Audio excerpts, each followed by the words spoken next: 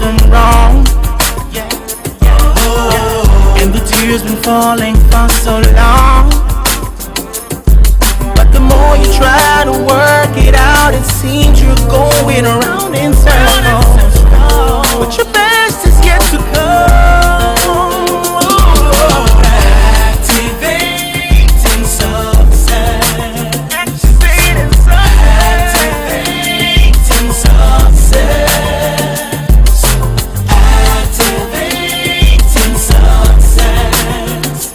Get on your feet, hold your head. Welcome to a new and exciting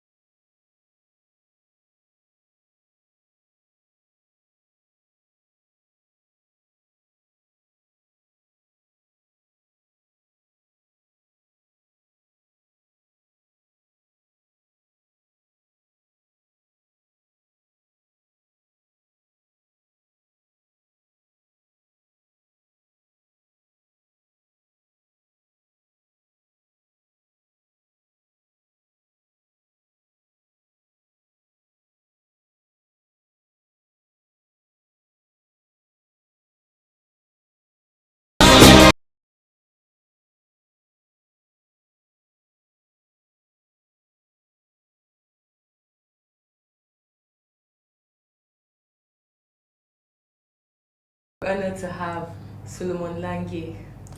Yeah, it's so good to be here. It's so good to be here. We're so happy to have you here. Me too. I'm happy. All right. Kindly share with us your journey through childhood, schools, and now as an international gospel artist. Okay, well, I grew up. I grew up in a very very small family in a very small village in the southern part of Kaduna State called Wasa Station. I was born into a family of we were six uh, children of six, and our parents made us eight. Okay, three of the kids have gone to heaven, so now we are two have gone to heaven. Now we are four children, two boys, two girls. Okay, two men, two ladies, right? So. Uh, I had a very, very humble beginning. You know, my father was a village tailor. You know, he was the best village tailor. You know, so some of my He was the best. village, yes, he was. You know, some of my fondest memories were at Christmas when children would come around the house because my father had not finished their Christmas clothes, and they were crying and putting everybody under pressure. You know, I used to have a lot of fun, a lot of fun, because at such moments my Christmas clothes were ready, but some of them their Christmas clothes were not ready. You know, and sometimes my father had to work like weeks before Christmas.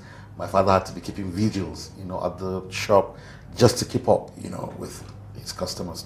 Now, it was good, you know, and the cars, you know. So I grew up. I went to a primary school where they used to teach us mixing English and Hausa. So I didn't go to one of the best primary schools around, you know.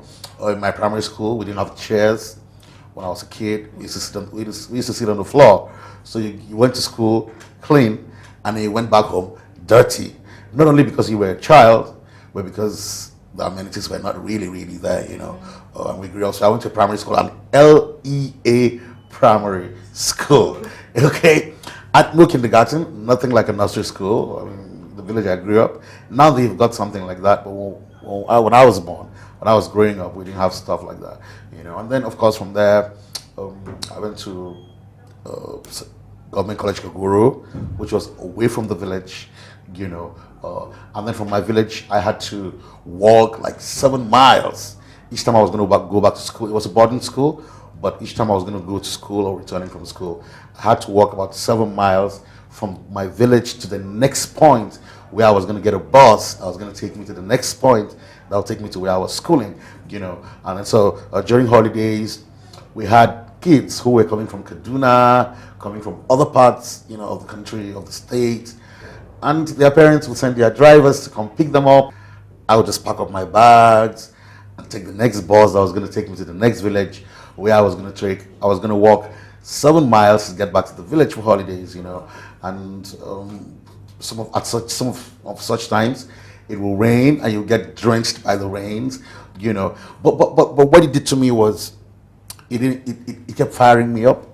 I kept telling myself that this road where I'm walking on today, one day I'm going to drive my car past this road, you know. I kept saying it over and over. I said, this place where I'm coming to today, one day I'm going to, this kind of school, I'll send my children to this kind of school, and I will send my driver to go pick my children from school and bring them back home, you know. So they also drive always on the inside, which was purely the grace of God. Because when you grow up in that kind of environment, most of the times, what you grow up seeing is defeat and failure. So there's no motivation around for you to want to rise above it. So it takes the grace of God, which is one thing I've enjoyed in my life, for you to be in the midst of such darkness and such poverty, and still in your inside you're seeing a better tomorrow. You lift up your eyes and say, someday I'm going to be bigger than this. You had a mental picture. Definitely, you had a mental picture of where you wanted to get to. You know, it had to be God inspiring those kind of pictures in my heart. You know, yeah. So from there, we finished secondary school. Now, at this moment, I was already singing. I'd already started singing in the church choir when I was maybe between 9, 10. I started already. That's where I learned the tonic sulfur and the little music I can read today. You know, and in secondary school, I had a group, and I used to write the songs of the group. We used to sing, and people used to enjoy our singing. You know, I remember I was FCS president in secondary school. That is Fellowship of Christian Students, and most times I would lead the praise worship. I would lead them to sing, you know, before preaching.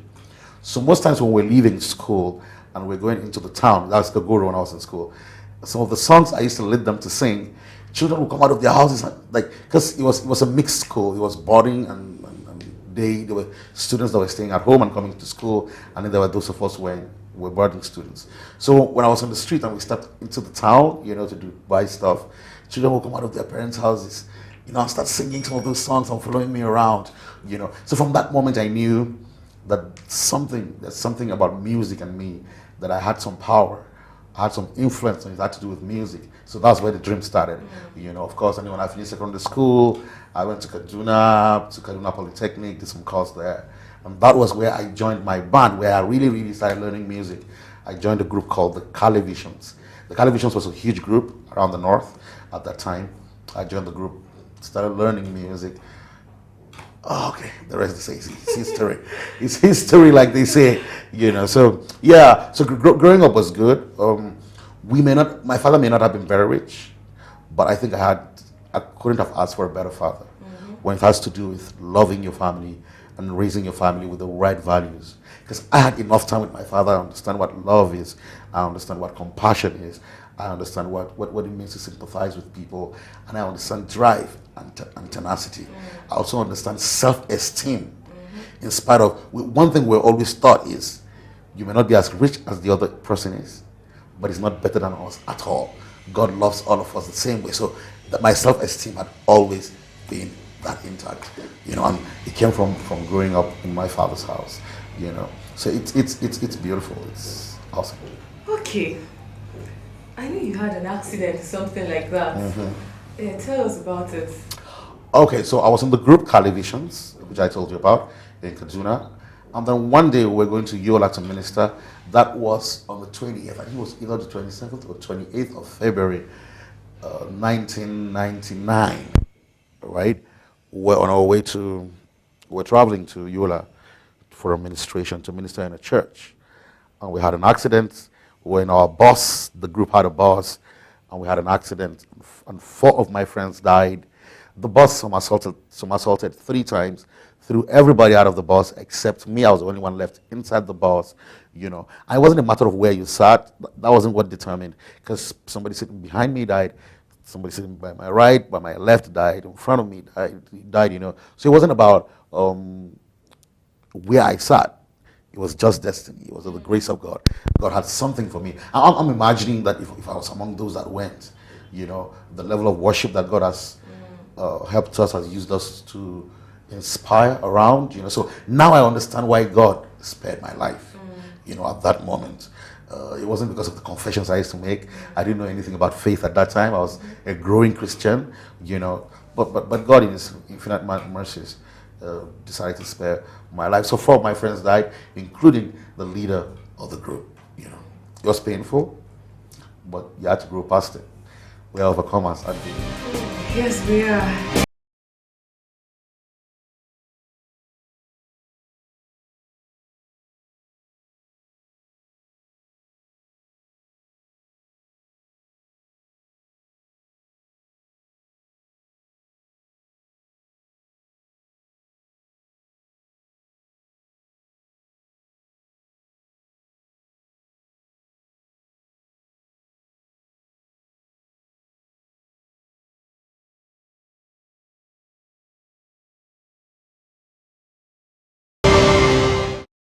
And so, for somebody watching you right now who is discouraged about life, for someone who has been through a terrible experience, and been through hell and high water, what word of encouragement do you have for such a person watching you right now?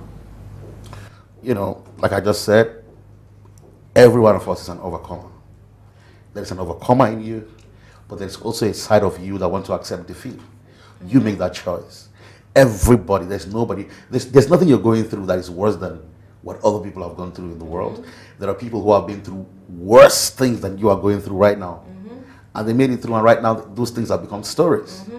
Now you can see their glory, but just let them share their story with you. There are people, you like Peter was saying somewhere in the scripture, he said, brethren, he was writing to the brethren, he says, well, if you think you're being persecuted and you think this thing is unique to you, he said, no, he said, your brethren all over the world are going through the same thing.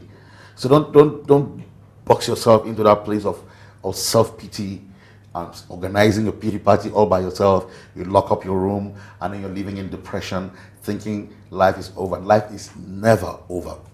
There's a seed of God in you that is always an overcomer. Whatever it is you're facing, once you make up your mind, once you must come to that place where you realize that I am an overcomer. I rise above anything. Whatever comes my way, the only thing that will ever happen is that I will rise above it.